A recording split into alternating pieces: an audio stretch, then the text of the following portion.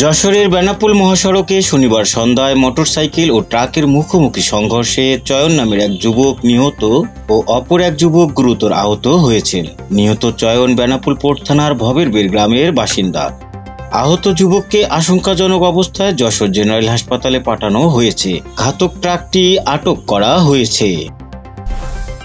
যশোরের মনিরামপুর উপজেলার নেহালপুর ইউনিয়ন বিএনপির সাধারণ সম্পাদক খলিলুর রহমানকে দল থেকে বহিষ্কার করে তার প্রাথমিক সদস্য পদ সহ সকল পদ স্থগিত করেছে জেলা বিএনপি।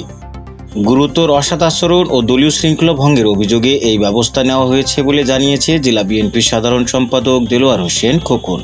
যশোর জেলা বিএনপির প্রেস বিজ্ঞপ্তিতে জানানো হয়, খলিলুর রহমানকে বিএনপির কোনো কার্যক্রমে আর সংশ্লিষ্ট করা যাবে না এবং তার কোনো অপকর্মের দায়ভার দল নেবে না। পরবর্তী নির্দেশ না দেওয়া পর্যন্ত ইউনিয়ন বিএনপির প্রথম যুগ্ম সম্পাদক সাধারণ সম্পাদকের দায়িত্ব পালন করবেন।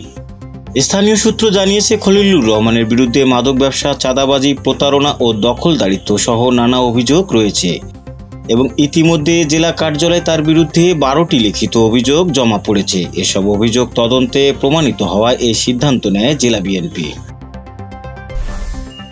যশোর টাউন হল ময়দানে রওশন আলী মঞ্চে শনিবার সন্ধ্যায় বিশিষ্ট সাংবাদিক, লেখক ও মুক্তিযোদ্ধা রোকনউদ্দৌলাকে স্মরণে নাগরিক শোকসভা অনুষ্ঠিত হয়। বক্তারা বলেন, সত্য সাহসিকতার প্রতীক রোকনউদ্দৌলা সাংবাদিকতার পাঠশালা ছিলেন। দীর্ঘ কর্মময় জীবনে তিনি সমাজ, মাটি ও মানুষের কথা তুলে ধরতেন।